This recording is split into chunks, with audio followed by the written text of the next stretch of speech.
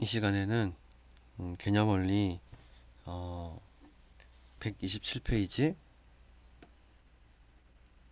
127페이지 함수의 최대값과 최소값에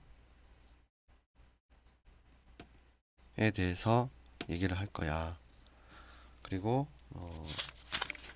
이 파트랑 또 138페이지부터 나오는 방정식과 부등식의 활용, 방정식과 부등식의 활용, 이 부분에 대해서 이론적인 부분만 설명하고 오늘은 마칠까 해. 그리고 나머지 그 관련 문제들은 그 다음 주 수업에 해볼까 하거든. 그래서 오늘 가볍게 이 이론적인 부분에 대해서 들어주면 되고, 이미 이 함수의 그래프를 다루면서 했던 그 다뤘던 내용들도 있고, 그래서 크게 이 파트에서 이해하기 어려운 부분은 없을 것 같아. 그래서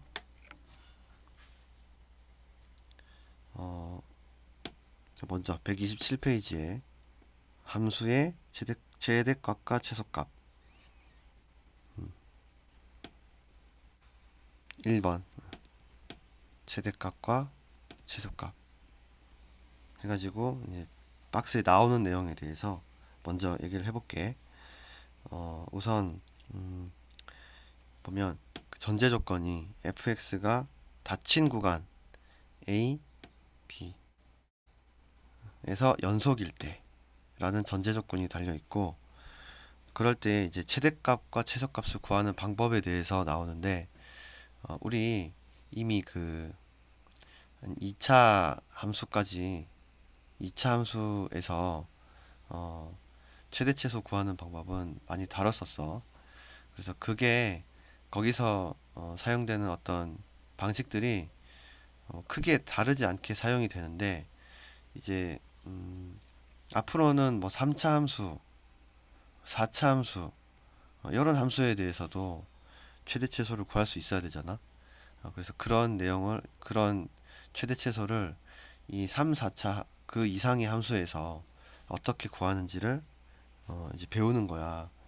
근데 2차 함수라는 것은 항상 보면 이렇게 생기든지 이렇게 생겨서 어, 극대나 극소가 단 하나밖에 존재하지 않는 모양새였고, 그래서 이런 모양새에서 너희들이 최대 최소를 구하는 방법에 대해서 이미 그 고등학교 1학년 때 많이 접하고 알고 있을 거라고 생각이 돼. 그래서 기본적인 내용은 어, 만약에 이 2차 함수가 아래로 볼록한 모양의 2차 함수라고 치면, 그리고 특정 구간, 이 AB라는 구간이 이 어, 아래로 볼록하면 이제 극소를 가지는 거잖아, 그지? 극소를 가지게 되고, 이 함수에서 정말 모든 구간 x의 모든 구간에 있어서는 이 극소에 해당하는 이 부분이 최소가 되겠지만, 그러나 지금 우리가 보고 싶은 것은 이 모든 구간이 아니라 정해진 AB라는 구간이 있지. 그래서 만약에 AB가 한 이 정도 이렇게 설정이 돼 있으면 이제 AB 사이에 요 극소값, 즉 최소값이 끼어 있으니까 이놈이 최소인 것은 확실하잖아, 그치? 그리고 나머지 이 A라는 것과 B라는 것 중에 어디서 최대를 가지는지는 이제 대입을 함을 통해서 이 함수에다가 이 함수가 fx라면 fa, fb를 구해가지고 둘 중에 이제 큰 것이 최대값이 되겠지. 그런 식으로 구할 수가 있었을 거야. 만약에 이제 a, b라는 구간이 이렇게 극소를 포함하지 않는다면, 이렇게 않았다면 그러면 FA와 FB 둘 중에 작은 것이 최소가 되고 큰 것이 최대가 되겠지. 그래서 뭐 그 2차 방정식에서 2차 함수에서 특정 구간에서 최대 최소는 뭐 이 두 가지 정도 접근으로 모두 풀 수가 있었어. 그러나 이제 지금부터 살펴볼 것은 이제 3차, 4차에서 어떻게 풀어갈 것인가를 볼 거야. 우선 이 3차 함수를 통해서 어떻게 이제 최대 최소가 구해질 수 있는지 그 여러 가지 상황들에 대해서 한번 살펴볼게. 이제 3차 함수가 일단은 이렇게 주어진 3차 함수. 만약에 3차 함수도 여러 가지 모양새를 가질 수 있지만 가장 대표적인 모양새인 얘를 먼저 그려놓고 생각을 해볼게. 자, AB 구간이 이제 어떻게 설정될지 모르잖아. 그러면 하나 가장 대표적으로 AB가 이렇게 여기가 AB다 라고 한다면 얘는 지금 딱 봐도 이놈이 여기가 최소고 이놈이 최대지. 비록 극대 극소가 이 구간 안에 끼어 있더라도 이 극대 극소가 최대 최소는 가지지 않는 그런 상황이지. 이 양 끝점이 최대 최소가 되는 그런 상황이야. 또 다른 상황을 볼게. 또 다른 상황을 보면 이제 한 A가 요쯤에 있고 B가 요쯤에 있다 라고 한다면 이제는 요 극대에 해당하는 이놈이 최대가 될 것이고 이 점이 FA가 이게 FX라는 그래프라면 이놈이 이제 최소가 되겠지. 극대가 바로 최대가 되는 것이고 여러 가지 상황이 있을 수 있겠지. 정말이지. 여러 가지 상황이 있을 수 있어. 또 볼게. 이제 뭐 또 A가 여기 있고 A가 여기 있고 B가 여기 있어. 그렇다면 이제 이 상황에서는 FB가 최대가 될 것이고 이 극소에 해당하는 이놈이 최소가 될 것이야. 그러니까 정말 여러 가지 상황이 있을 수 있어. 그럼 이 여기서는 사실 이제 약간 이 상황은 뭐 2차 함수의 상황과 비슷하지. 그래서 이 사이에 딱 하나의 극소 값이 끼어 있는 거잖아. 그럼 이 점이 당연히 최소가 될 것이고 이 점이 최대가 될 것이다. 그래서 결론은 뭐냐면 어쨌든 어떤 함수, 다항함수든지 간에 뭐 다항함수가 아닐 수도 있지만 이 연속인 함수에서는 이게 A에서 B까지 이 구간에서 최대 최소를 구한다는 것은 일단은 아까 FB도 최대 최소로 충분히 될 수 있는 그런 후보가 될 수 있지. 그리고 이 극값도 이 사이에 존재하는 A와 B 이 구간 사이에 존재하는 극값들도 최대 최소가 될 수 있어. 물론 그런 극값들 중에 이제 극대값이 최대값이 될 수 있는 후보가 될 수 있고 극소값들이 최소값이 될 수 있는 후보가 될 수 있지. 어쨌든 그러면 내가 이 구간에서 AB라는 구간에서 어떤 함수의 최대 최소를 구해야 한다면 일단 양 끝점 그 구간의 끝점 양 끝점 닫힌 구간이니까 그게 가능하지. 닫힌 구간이기 때문에 양 끝점에 대해서 구해보고 또 그 사이에 있는 극값들도 다 구해보고 그랬을 때에 그 중에서 가장 큰 게 최대가 되고 가장 큰 게 최대가 되고 가장 작은 게 최소가 되겠지. 그런 식으로 찾아 나가는 거야. 가장 이게 기본이야. 그래서 어떤 문제가 나오더라도 이 어떤 함수의 모양이나 뭐 어떤 생김새가 나오더라도 이 그 함수가 연속이 있기만 하다면 일단은 이렇게 양 끝점과 그 사이에 있는 극값들 모두를 일단 비교를 해봐야 정확하게 최소 최대를 찾을 수가 있어.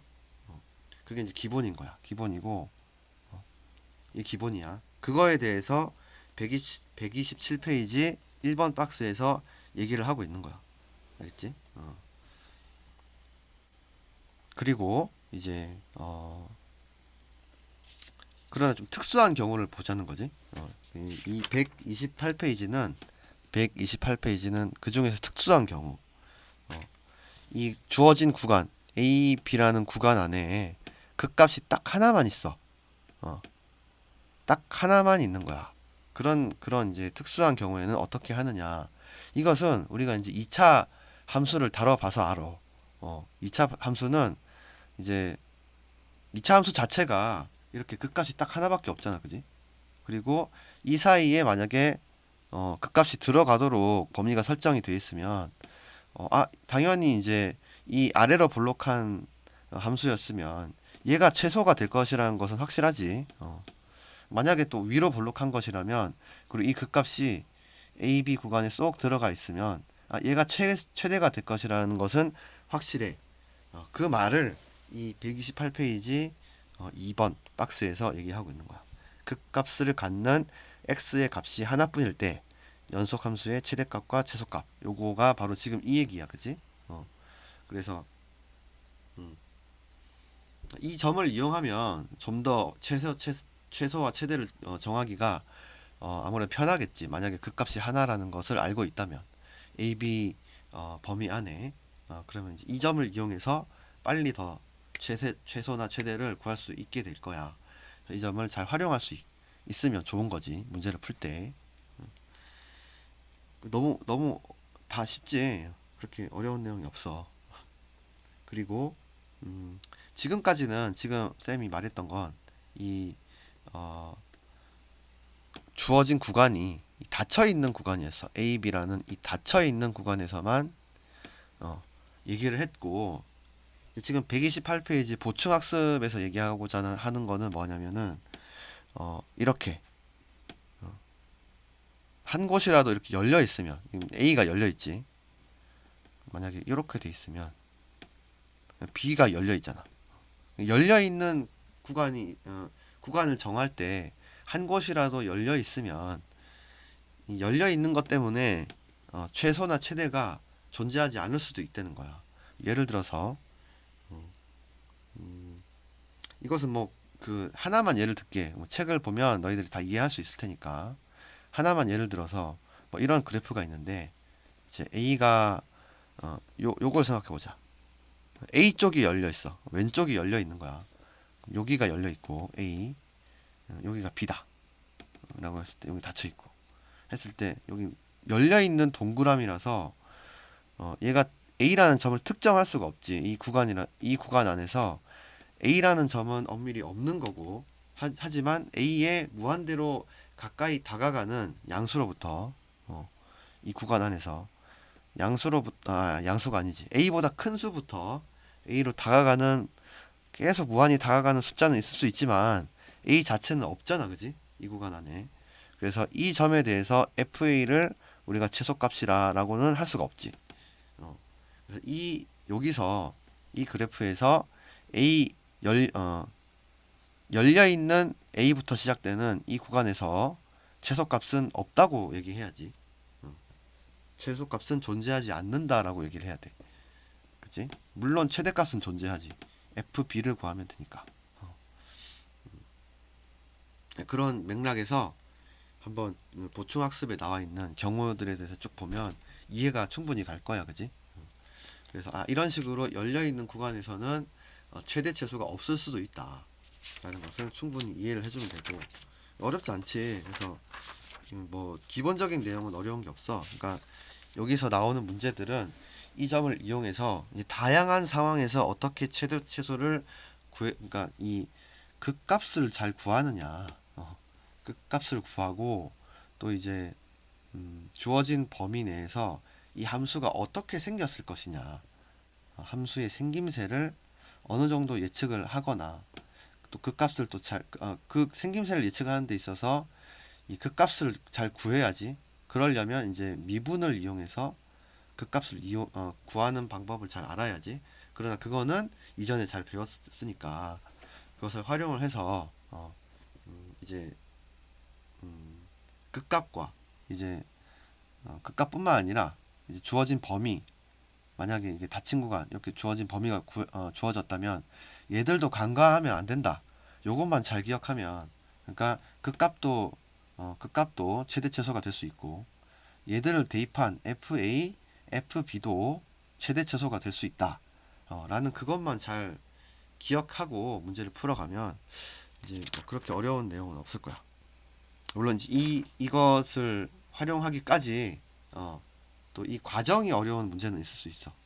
이렇게 가기까지 그 전 과정이 어려운 문제는 있을 수 있지만, 또 그런 문제가 어떤 것들이 있는지에 대해서는 이제 다음 주에 선생님이 좀 얘기를 해볼게. 자, 이제 138페이지 138페이지 방정식과 부등식의 활용 볼 건데, 1번 방정식의 실근의 개수. 이 내용은 쌤이 이미 많이 말했던 내용이야. 그래서 우선 첫 번째 나오는 거는 어떤 fx라는 함수가 주어져 있을 때 그 fx는 0이라고 만들어져 있는 이 방정식에 실근에 관심이 있고, 쌤이 많이 얘기했듯이 fx라는 어떤 형태의 함수든지 간에 얘가 이렇게 그렸을 때, 만약에 이제 이게 이제 fx라고 치면 이 fx가 x축과 만나는 이 교점의 x좌표 알파, 베타, 감마라고 한다면 이게 바로 fx는 0이라고 하는 이 방정식의 실근이 된다 라고 아주 많이 말했던 것 같고, 그래서 지금 우리가 관심이 있는 거는 이 파트에서 실근의 개수잖아. 그러니까 결국에는 이 실근의 개수가 3개라는 것을 우리는 이제 이 그래프만 정확하게 잘 그려낼 수 있으면, 이 x축에 이 그래프가 얼마나 걸쳐지느냐, 몇 개에 걸쳐지느냐, 몇 번 통과하느냐, 그게 바로 실근의 개수를 좌지우지 한다는 거지. 그게 다네. 그리고 이제 이게 fx는 0꼴에 대한 내용이고, 두 번째 나오는 것은 fx는 gx라는 이런 꼴의 방정식이 이제 등장을 하면, 이것도 많이 말을 했어. 이게 무슨 말이냐? 쌤은 이렇게 얘기했었지. fx라는 그래프가 만약 이렇게 그려지고 gx라는 그래프가 이렇게 그려져. 이게 그래프야. 이런 gx 그래프야. 그럴 때에 fx와 gx가 만나는 요 교점의 x좌표 알파, 베타, 감마를 구하려면 쌤이 뭐 어떻게 이렇게 풀라고 했지. fx는 gx라고 놓고 이 방정식을 풀어서 나오는 그 근이 바로 알파, 베타, 감마라고 또 얘기했었지. 이 내용이지 뭐. 그래서 이러한 꼴 fx는 gx라는 꼴에서의 실근의 개수를 뭐 우리가 관심이 있다면, 그러면 또 이렇게 두 그래프를 그려놓고 지나가는 이 교점을 구하면 되는 거야. 그지? 그 교점의 개수가 바로 실근의 개수라는 거지. 그래서 별로 이 파트에서는 새롭게 얘기할 건 없는 것 같아. 이미 다 얘기했던 내용인 것 같고, 그래서 가볍게 넘어갈게. 자, 2번 3차 방정식의 근의 판별이라고 나와 있는데, 자, 우리 3차 방정식이 그려지는 3가지 경우에 대해서 봤지. 요런 꼴이라고 하자. 그리고 지금은 일단은 a가 0보다 큰 것만 보는 거야. 그러면 이렇게 그려지는 거랑 요렇게 그려지는 거랑 개형을 본다면 요 세 가지가 있잖아, 그치? 이 가운데에 있는 건 여기가 이제 기울기가 0이 됐다가 어, 기울기가 점점 완만해지다가 0이 됐다가 다시 가팔라지는 구조고, 얘도 마찬가지로 점점점 줄어들다가 0까지는 아니야, 그치? 0까지는 아니지만 가장 최소로 줄어들었다가 다시 기울기가 증가하는 그런 형태의 그래프.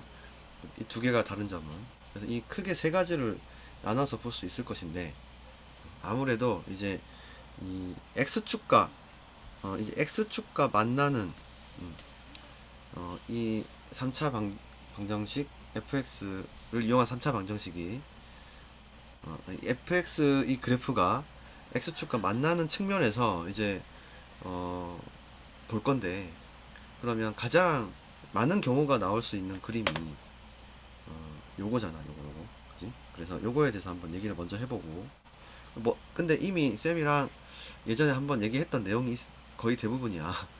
거기서 좀 정리할 게 있어서, 새롭게 정리할 부분이 있어서 한번 더 얘기해야 될 것 같고, 그래서 이걸 여기서 이제 많은 경우를 보게 될 것이고, 그 다음에 이제 이 두 개에 대해서 얘기를 해볼게. 먼저 이 모양새에 대해서, 이 모양을 먼저 그려놓고 이렇게 자, 이런 모양새가 있다. 자, 그러면 여기서 이렇게 일단은 가장 대표적으로 이렇게 x축과 이 세 점에서 만나는 경우를 생각해 볼 수 있겠지.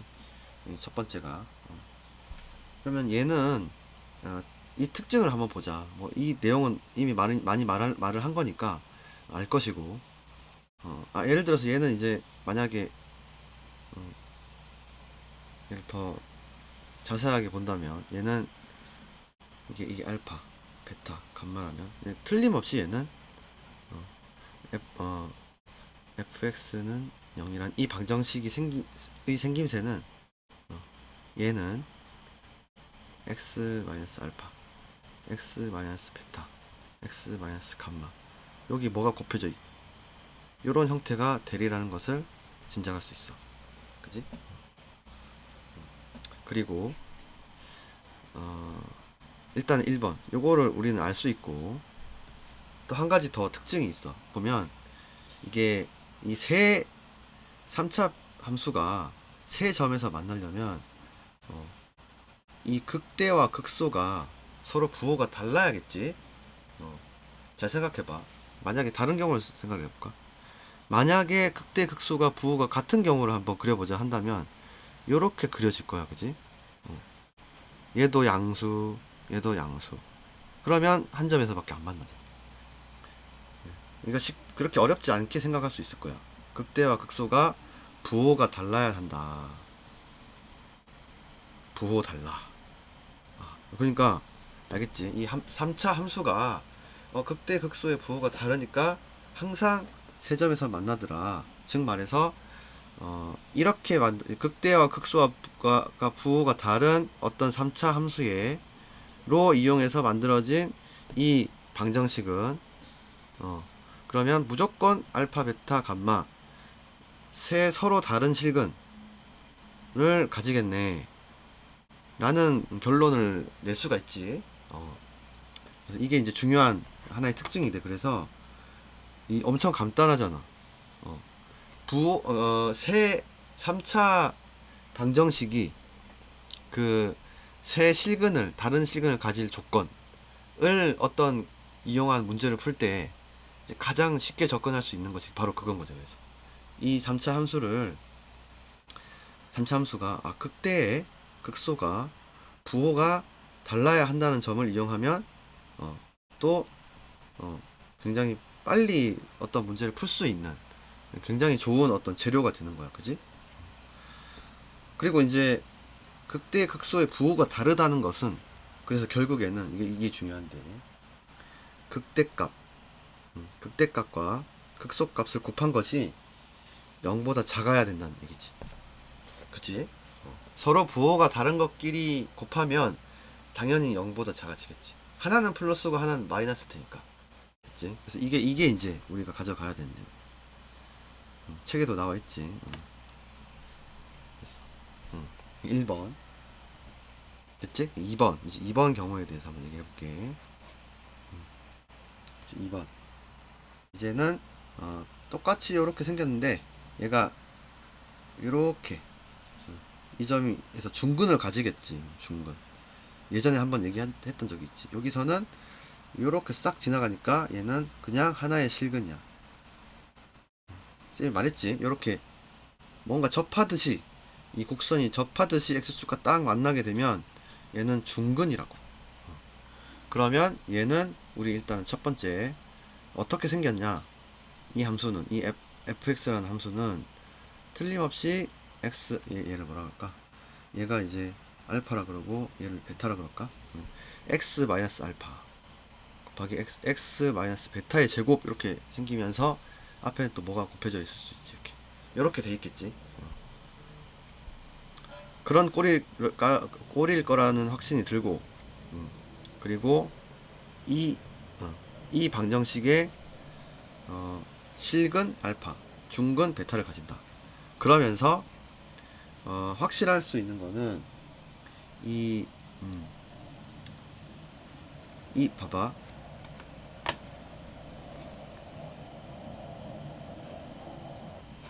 여기서도 극대 극소를 한번 보자. 보면 극대 극소 얘가 지금 0이잖아. 극대 값은 뭐 어떤 값을 가지겠지만 극소 값은 0이네. 또 비슷한 경우를 하나 또 비슷하지만 다른 경우를 한번 볼까? 요런 경우도 있을 수 있지. 얘도 하나의 중근을 가지잖아. 이렇게 여기가 알파고 여기가 베타면 얘는 이제 또 네모 x 마이너스 알파의 제곱 x 마이너스 베타 요런 꼴이 되고, 이 fx는 또 이런 방정식을 생각해 봤을 때 얘가 중근, 얘가 하나의 실근.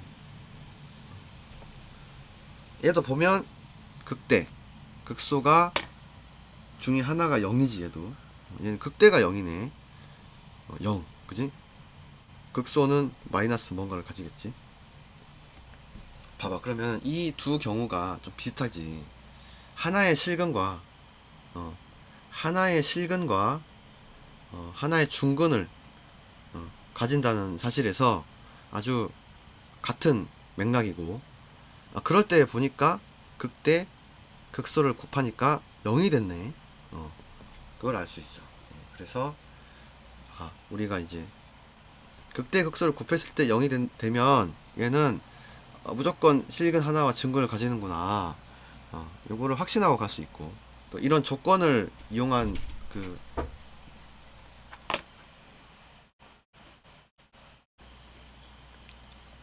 이런 조건을 이용한 문제를 풀 때 우리가 유용하게 또 쓸 수 있을 거야. 자, 3번. 3번. 이제 알겠지? 어떤 게 나올지. 요렇게. 혹은 요런 경우. 그지? 이런 경우는 딱 한 점에서만 실근을 가지겠지. 그리고 쌤이 말했듯이 이런 경우는 한 근에서 실근을 가지고 하나에서 한 실근을 가지고 두 개의 허근을 가진다고 얘기했어. 무조건 근은 세 개가 있어야 되니까 하나의 실근을 가지고 두 개의 허근을 가지게 돼. 이 경우는. 그런 경우에 이제 극대 극소 입장에서 생각해 보면 어떤 성질이 있는지 알겠지? 이제는 뭐 말 안 해도 알 것 같아. 극대 극소 얘 둘 다 양수지. 이 경우는 양수, 얘도 양수. 양수 곱하면 양수 되겠지? 자, 요거 음수, 요거 음수 곱하면 양수 되겠지. 그러니까 극대 극소 곱했을 때 양수면 얘는 하나의 실근 한 개, 허근 두 개를 가지는구나.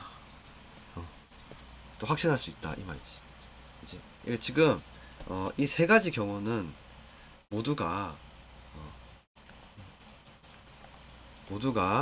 요런 꼴이었을 때, 요런 꼴이라는 거는 3차 함수가 요런 꼴이라는 거는 극대 극소가 있는 꼴이지. 극대 극소가 있는 모양새야.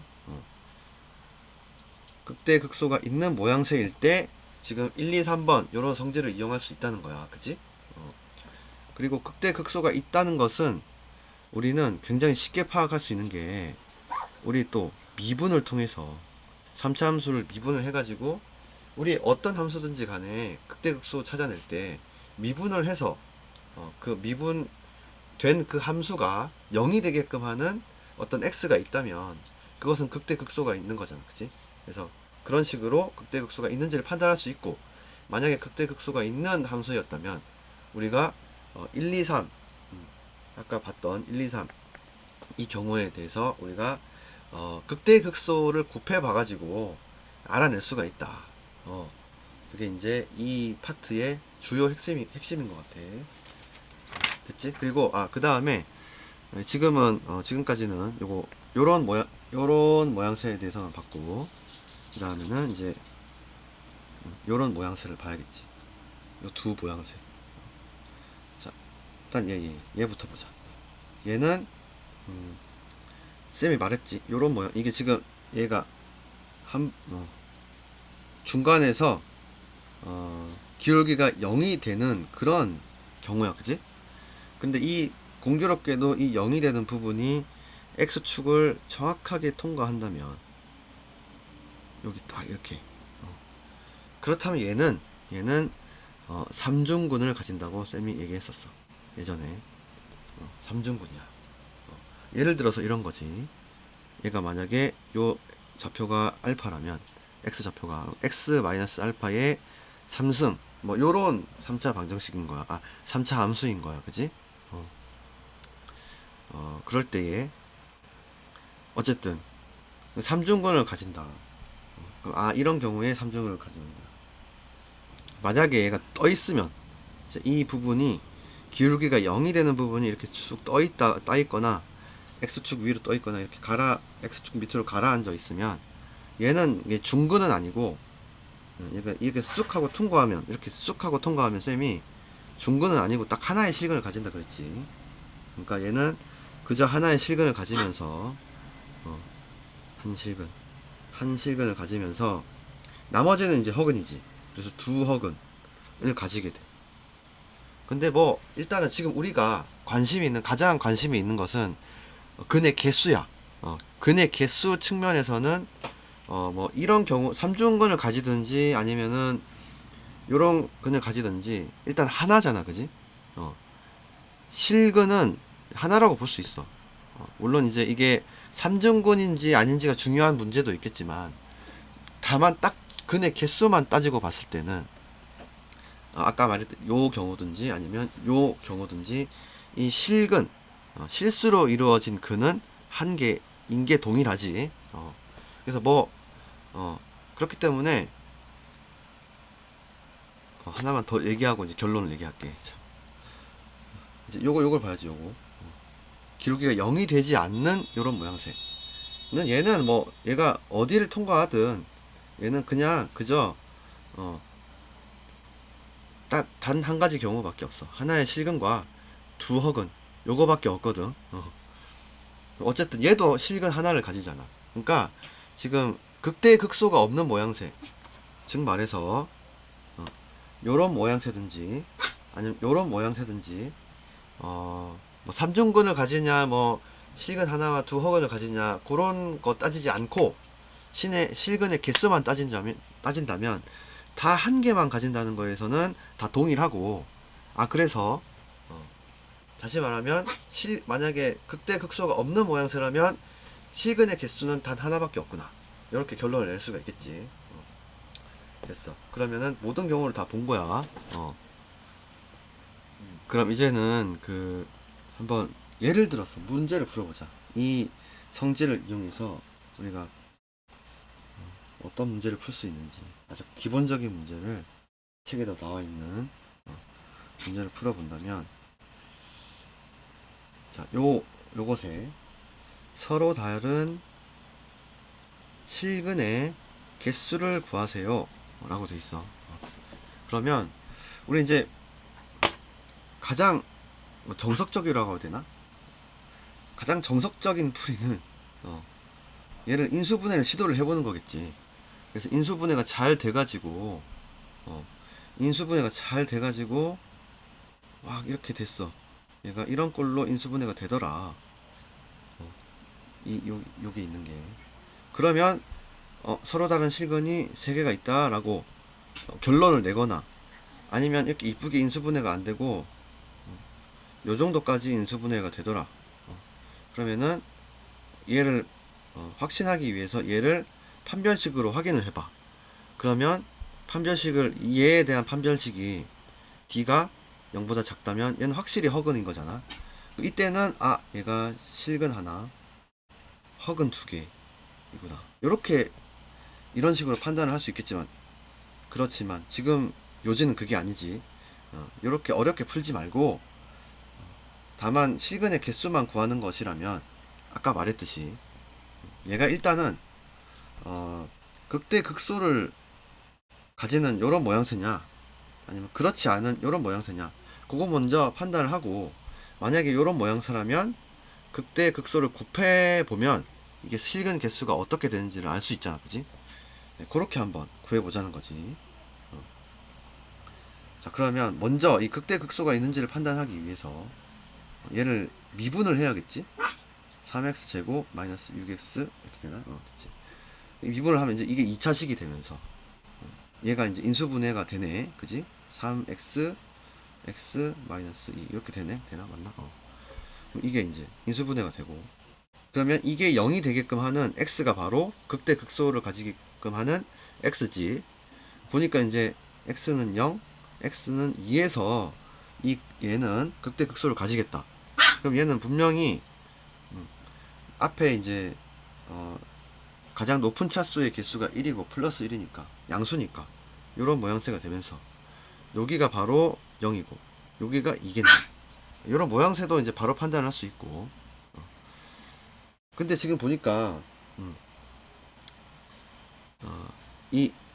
우리가 이제 이 실근의 개수를 구하려면 이제 요런 모양새에서는 여기 극대와 극소를 곱해보면 안다 그랬지. 일단 극대 극소 값을 구해야 되니까 이 0을 여기다가 대입을 해보고 2를 대입을 해봐서 나오는 값들을 곱해보면 되겠지. 0을 대입하면 얘가 지금 얘가 fx라고 하자. f0은 1이 되고 f2는 8 마이너스 2 플러스 1이니까 마이너스 3인가? 마이너스 3이 되는 것 같아. 두 개 곱하면 마이너스 3. 그러면 뭐야, 극대극소 부호가 다르다는 얘기잖아. 뭐야, 곱할 필요도 없다. 그냥 극대극소 부호가 다르네. 그러니까 얘는 세 x축을 이렇게 통과를 하게 되면서 세 근을 가지겠다 라는 결론이 다다르지. 세 개의 시근을 가진다 라고 답을 낼 수가 있어. 됐어. 요렇게 이제 활용할 수 있는 거야. 그 다음에 할 얘기는, 자, 3. 부등식의 활용이야. 그래서 1번 모든 실수 x에 대해서 부등식 fx 이렇게 또는 fx 이 됨을 증명하는 문제가 나왔어. 만약에 이건 우리 또 이미 해봤던 거야. 우리 고1 때 2차 함수에서 이 fx가 2차 함수라면 우리 이미 아마 너희들 익숙할 거야. 모든 fx가 2차 함수라면 모든 실수 x에 대해서 얘가 항상 0 이상이 되려면 뭐야, 얘가 요렇게 돼도 되고 0 이상이니까 요렇게 돼도 되지. 만약에 fx가 0 초과다 라고 한다면 얘는 안 되고 얘만 되지. 여튼 다 해본 거잖아. 그리고 이제 이렇게 되는 경우는 중근을 가지니까 판별식이 0이 돼야 되고, 얘는 판별식이 허근을 가져야 되니까 판별식이 0보다 작아야 돼. 요 두 가지 경우에서 이 두 가지 조건이 되면 fx가 0 이상이 되니까 그렇게 되게끔 fx를 만들어 주면 되는 거야, 그지? 그렇게 배웠는데 만약에 얘가 이제부터는 2차 함수가 아니라 이제 더 나아간 3차, 4차 함수가 되면 판별식을 그대로 쓸 수가 없잖아. 판별식이라는 거 말 그대로 2차 함수에서만 우리가 풀 수가 있어. 그러면 그렇기 때문에 이제 새로운 방식이 필요한데 우리 예전에 2차 그러니까 2차 부등식이었을 때는 이렇게 접근을 했지만 이렇게 접근을 안 하고도 우리 어떻게 할 수 있었냐면 사실 이 2차 함수의 최소값을 우리가 눈여겨보면 최소값 여기를 눈여겨보면 얘가 0보다 크냐 0과 같냐 요것만 봐도 이 전체가 이렇게 되느냐 떠있냐 라는 것을 판단할 수 있잖아, 그지? 최소가 0보다 크다면 다른 것들은 당연히 0보다 크겠지. 그래서 이 최소가 되는 요 꼭지 요 놈만 보고 판단을 하자라는 게 이제부터 볼 컨셉이야. 그래서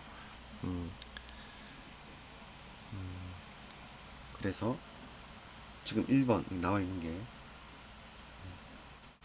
모든 실수에 대해서 모든 실수 x에 대해서 fx가 0 이상임을 증명하기 돼 있지. 그리고 그것은 fx의 최소값이 0 이상임을 보이면 된다.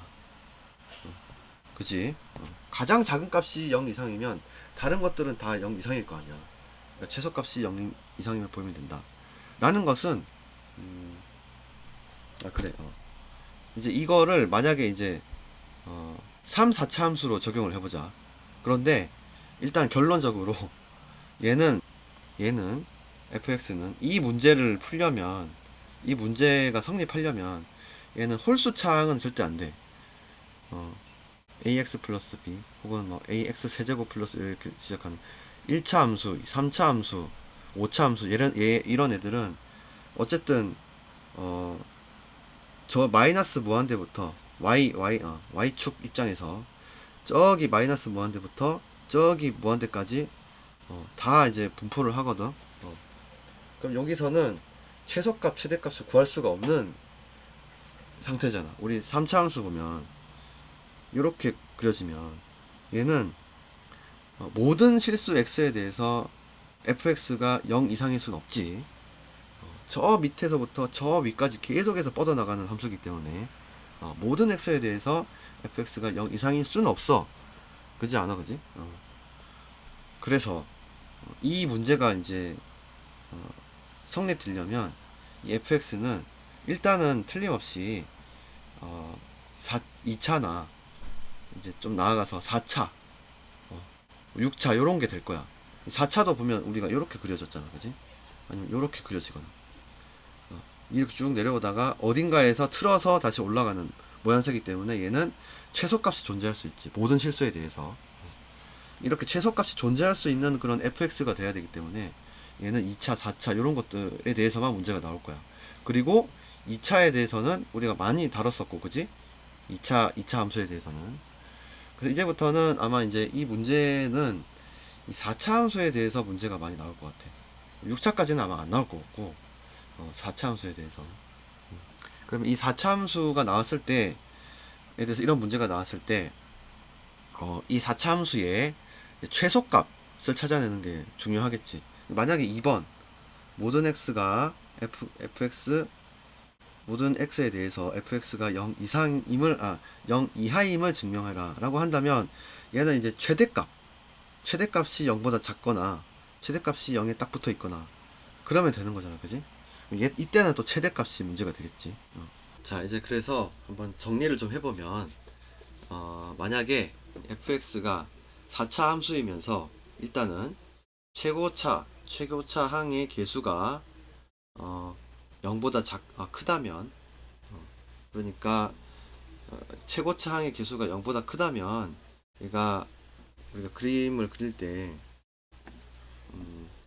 이렇게 그려질 수도 있고 그냥 뭐 이렇게 그려질 수도 있고 이렇게 그려질 수도 있고, 어떤 경우는 진짜 2차 함수랑 거의 비슷하게 이렇게 그려지는 경우도 있지.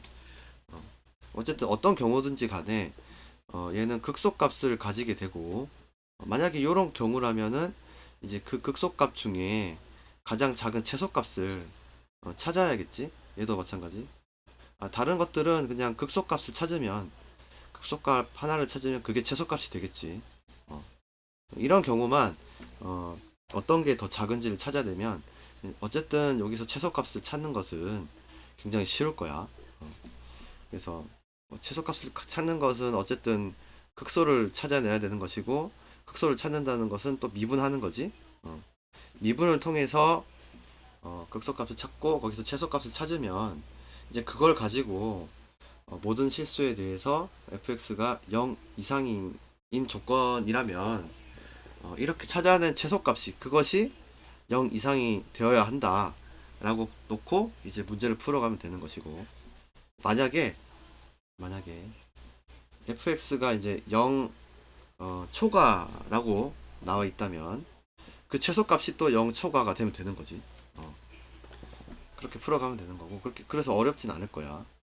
만약에 이제 2번 같은 경우는 아마 전제 조건이 이때는 4차 함수이면서 fx가 4차 함수이면서 최고차 항 개수가 0보다 작아야지, 그러니까 이런 식으로 생기던지 아니면은 이렇게 생기던지 이렇게 생기던지 이렇게 생겨서 이 조건을 만족할 수 있겠지. 그래서 만약에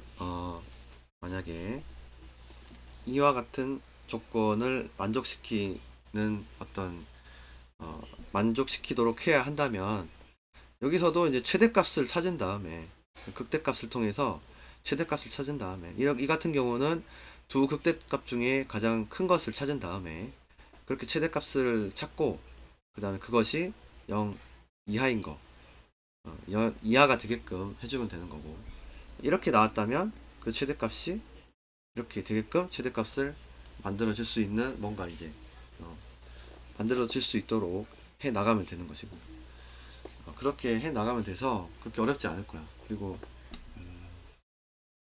지금 다시 말하지만 이 뭐냐, 지금 이 주제에 해당하는 이 내용은 아마 많은 확률로 이 4차 함수에 대해서 나올 거야. 나오게 될 것이고, 물론 이게 이제 또 다른 함수, 다항 함수가 아니라 나중에 이제 또 우리가 배우게 될, 혹은 지금까지 배웠던 다른 함수랑 또 연결이 돼서 나올 수도 있지만, 그러나 그 가장 이제 이 4차 함수가 이 문제, 이런 유형의 문제를 내기는 어쩌면 가장 적합하고, 그래서 이 4차 함수가 나올 확률이 가장 높을, 거의 뭐 90% 이상이 이런 유형의 문제에서 나올 것 같다라는 생각이 들고, 그리고 이제는 이렇게 fx, gx라는 이 두 함수가 주어졌을 때 또 어떻게 문제가 나올 수 있는지에 대해서 얘기를 할 건데, fx가 4차 함수고 gx가 2차 함수라고 생각해보자. 그 반대로 생각해도 돼.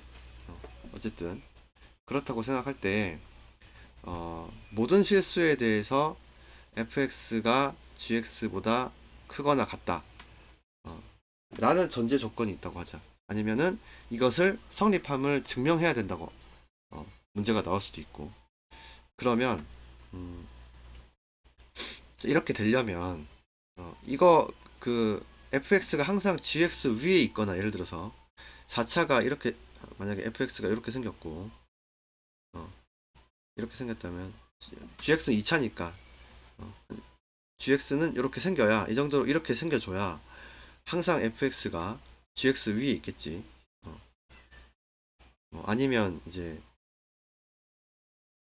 이렇게 붙는다든지 뭐 어쨌든 이렇게 돼야 한다면 이거 가지고 이 상태 그대로 문제를 풀기는 어려우니까 얘는 이제 얘를 바꾸는 거야. fx 빼기 gx는 0보다 크다. 지금 얘를 이동을 시킨 거지, 좌측으로.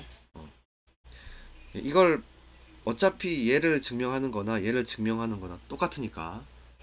그러면 이제 fx-gx라는 것을 이렇게 정의된 하나의 hx로 보고 풀어 나갈 수가 있겠지. 그러면 이렇게 fx-gx라고 정의된 hx가 0 이상임을 보이면 되는 거잖아. 그지? 그러면 이제 그렇게 새롭게 정의된 hx에 대해서 똑같이 이제 앞서서 풀었던 것처럼 풀어 나가면 돼. 이해가지? 그래서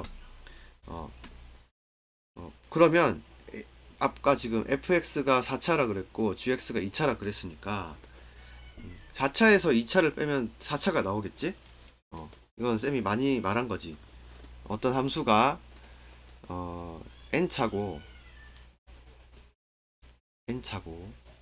다른 함수가 m차일 때 이 서로 다른 함수를 더하고 뺄 때는 결국에는 이 n차 m차 중에 더 높은 차수를 따르게 되겠지. 이거 너희들은 이제 하나의 예를 들어서 생각하면 되게 쉬울 건데 이건 얘기를 예전에 했으니까 그렇게까지는 얘기는 안 할게. 그러니까 어쨌든 높은 차수로 이게 맞춰지게 될 거야. 그러니까 4차에서 2차를 빼게 되면 이제 그렇게 만들어진 hx는 4차 함수가 되겠지. 그래서 이 4차 함수에 대한 이제 왼쪽에 그래서 얘기했던 이 문제로 바뀌게 되면서 풀어 나갈 수가 있게 되겠지. 그래서 얘를 그냥 하나의 함수를 좌변으로 옮겨가지고 한쪽을 0으로 만들어주면 이제 어차피 왼쪽에서 배운 개념으로 풀어가면 되니까 그렇게 풀어가면 돼. 이제부터는 이 얘기를 해주고 싶었고, 그 다음에 140페이지를 가면 지금 139페이지의 부등식의 활용은 모든 실수에 대한 거였고 140페이지 2번 박스는 주어진 구간 어떤 구간이 주어졌을 때 모든 x가 아니라 주어진 구간에서 어떤 fx가 항상 이제 이거인지를 증명하기, 이게 성립함을 증명하는 거. 그런 것과 이제 관련된 문제를 풀 때 어떻게 접근하느냐, 그런 문제겠지. 혹은 fx가 이렇게 될 수도 있고 fx가 이렇게 될 수도 있고, 이 네 가지 문제를 풀 때 어떻게 하느냐에 대한 문제지. 그런 이제 내용이지. 근데 얘도 접근은 똑같아. 어차피 주어진 구간에서 fx에 또 지금 이 두 가지 색깔을 바꿔서 어차피 이거랑 이것은 얘랑 얘는 최소값을 또 fx가 주어진 구간에서의 최소값을 찾아서 그것이 이렇게 되는지를 증명하면 되는 것이고, 이제 요 두 가지는 주어진 함수가 이 주어진 구간에서의 최대값이 이렇게 되는지 이렇게 되는지, 혹은 이 같은 경우는 최대값이 이렇게 되는지 증명해내면 되는 문제야. 그지? 그래서 어차피 1번의 그 컨셉이 그대로 유지가 되되, 물론 이 주어진 구간에서의 최대 최소이기 때문에 주어진 구간에서 최대 최소는 좀 전에 앞서서 설명했었어. 그지? 주어진 구간, 이렇게 만약에 이런 식에서 주어진 구간 A, B에서 최대 최소를 생각한다면 우리 이제 이 주어진 구간 안에 있는 극대 극소도 같이 포함하고, 그 다음에 이 끝점 A, B도 포함해서 다 비교를 해보고 최대 최소를 결정을 해야 되겠지. 그런 식으로 최대 최소를 결정한 다음에 그 다음에 이제 요 부등식에 맞게 부등호를 잘 설정해줘서 문제를 풀어가면 될 것 같아. 어렵지 않을 거야. 그래서 기본적인 내용은 어렵지 않아. 그래서 진짜 별로 어렵지 않고, 또 이미 얘기했던 내용이 또 많이 나와서 오늘 좀 시험을 중간 시험을 보느라 힘들었던 애들도 그렇게 이제 어렵지 않게 들을 수 있는 내용인 것 같아서 이렇게 녹화를 해봤어. 그래서 시간이 될 때 영상 보고 가벼운 내용이니까 어찌 보면 너희들이 아마 혼자 스스로 공부를 해도 그렇게 어렵지 않았을 내용일 것 같아. 다들 이해를 했을 내용일 것 같긴 하지만 그럼에도 불구하고 한번 또 이렇게 들어주면 또 정리가 되지 않겠어 너희들 스스로. 그래서 한 거니까 한번 쭉 한번 봐봐. 보고 어, 이 관련된 문제는 이제 다음 주에 같이 풀어보도록 하자. 여기까지 할게.